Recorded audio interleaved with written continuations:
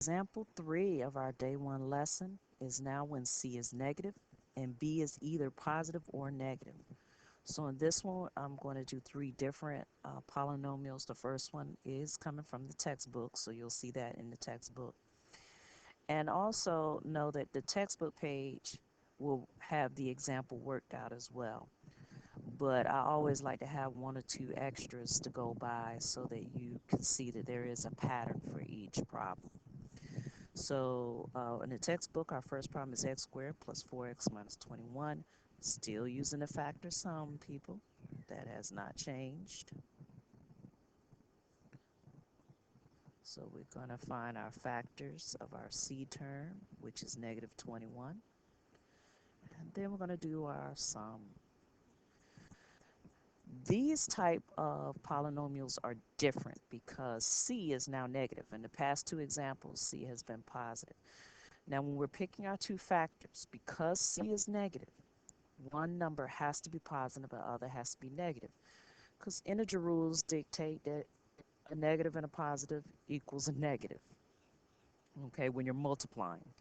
So one has to be positive, the other has to be negative in order for that last term to be negative. So we're going to list 1 and negative 21. I'm going to write my sums after I write my factors here. Now, you got a positive 1 and negative 21. Then you have to go and write the same factors again, but now we're going to switch the signs. So negative 21 and a positive 21. A negative 1 and a positive 21. They both multiply to negative 21, but they're going to get different sums. That does make a difference. You can't do one without doing the other. And then we got 3 and negative 7. And then negative 3 and positive 7. Now I'm going to do my terms because we're using integer rules here. If you don't have a calculator, what you need to remember about integer rules is if they have different signs, you got a positive, you got a negative, you subtract the 2 numbers, so 21 minus 1 is 20, and you give it the sign of the bigger number. When you look at it, you got a 1 and a 21. Which number is bigger? 21. The sign in front of it is negative, so that makes the answer negative. So when I do it again, we got negative 1 and positive 21, different signs. So 21 minus 1 is 20. 21 is bigger than 1, but 21 here is positive, so our answer is going to be positive. What happens is when you do your factors, one of the sums is going to be positive, the other sum is going to be negative, but it should be the exact same number. So once you get one answer, you know the other answer should be the opposite sign. So you got positive 3 and negative 7. 7 minus 3 is 4. 7 is bigger than 3, and there's a negative sign in front of 7, so that makes it negative. 7 minus 3 is 4. 7 is bigger than 3. 7 is positive here, so our answer is positive. But definitely, if you have a calculator, go ahead and use it. But if you don't, those are your integer rules. Now, we're looking for a positive 4.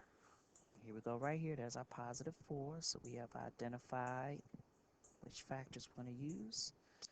And then our last step is to write our final answer.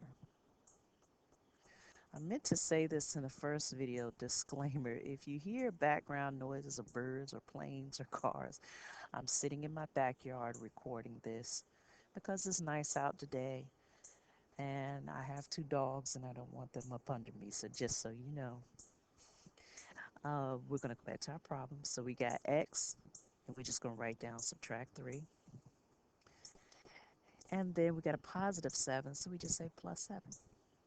Remember, with these answers, one number has to be positive, the other has to be negative. So if you get to it where C is negative and you write 2 negative answers or you write 2 positive answers, that's going to be a red flag because a quick check is negative 3 times a positive 7 is a negative 21, and a negative 3 plus 7 is a positive 4. You should always check and make sure you got the 2 correct integers. All right. Next example is mine. We're still using where C is negative. And we're going to do x squared plus 8x minus 20. We have the B is positive and the C is negative. We're still finding our factors of our C term to get our middle term of positive 8. We're still using our factor sum method, so factors of negative 20 and our sum. I encourage you to write all your factors out first and then your sum, but I'm going to do factors and then the sum so that you see it's not wrong if you want to do it that way. I just prefer writing all the factors down first to make sure you have everything and then do your sum, but it's no right or wrong in how you write this down. So again, one number has to be positive, other has to be negative, so we're doing a positive 1 and a negative 20. Different signs, subtract, so it's going to be 19. 20 is negative, that's the bigger number, so it's a negative 19. Then you got a negative 1 and a positive 20. It's going to be a positive 19. You got 2 and negative 10. 10 minus 2 is 8. 10 is the bigger number here, so it's negative. Then you get negative 2 and positive 10. That'll give you a positive 8. If you're going, Miss McKay, why do I have to write both sets? Can I just write one? If you don't write both sets, you're going to leave out a sum that you're going to need unless you can look at it and determine that automatically. Right? Then I think you have a positive 4 and a negative 5. That'll get you a negative 1. And then a negative 4 and a positive 5. That'll get you a positive 1. In this case, we're looking for a positive 8. And there we have right here.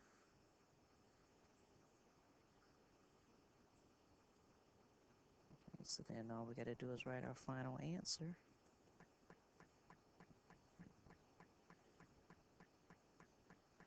Okay, our final answer, parentheses. Same routine we're doing every time, folks. And then we just write minus 2 here, and that's a positive 10, so we just say plus 10. Quick check. Negative 2 times a positive 10 is a negative 20. Negative 2 plus 10 is a positive 8.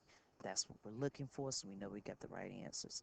If you write x plus 10 first and then x minus 2, you're also correct. There's nothing wrong with that because commutative property applies here. So it doesn't matter if you write this first and then that second. Just as long as the integers are in the right spot, you're fine. All right, then our very last problem we're going to do for example 3. And then this lesson will be complete. X squared minus x minus 20.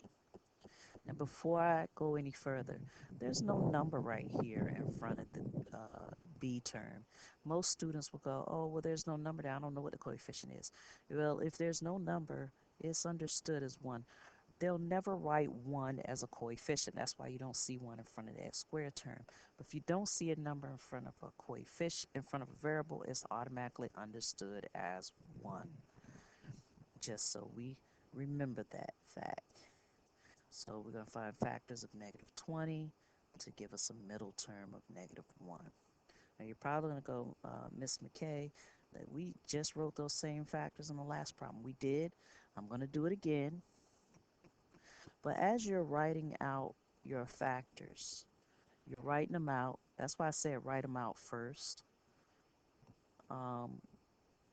Because as soon as you get to a factor, as soon as you calculate a sum and you go, oh, that's what I'm looking for, you can stop. Because sometimes these numbers are going to get big. It could be 36, 48, 56, 96, 92. When they get large, that means more factors. The bigger the number, the more factors it has. So instead of you writing down 20 different factors, you can write down a factor, sum it, and then when you get to what you're looking for, you stop.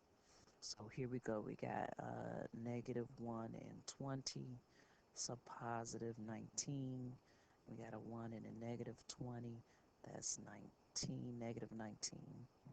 We got negative 2 and 10. That's a positive 8. And we got 2 and negative 10. That's a negative 8.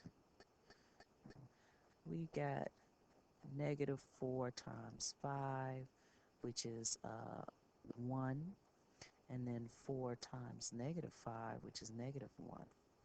Now, those are all our factors, and what we're looking for is this negative 1, because that's our middle term. And then we write down our final answer. X's come first, or your variables, whichever they are. That's a positive 4. That's a negative 5. Write down how you see it. Now, of course, you don't see a plus sign in front of 4 because, again, just like a 1 in front of a coefficient, they don't put plus signs in front of numbers. If it's just a number, it's understood as being positive. So when you just see the number itself, that means plus 4. All right, that's your day 1 lesson completed. And the next video will be, I will get you started on the first monitoring progress problem you have to do for your assignment.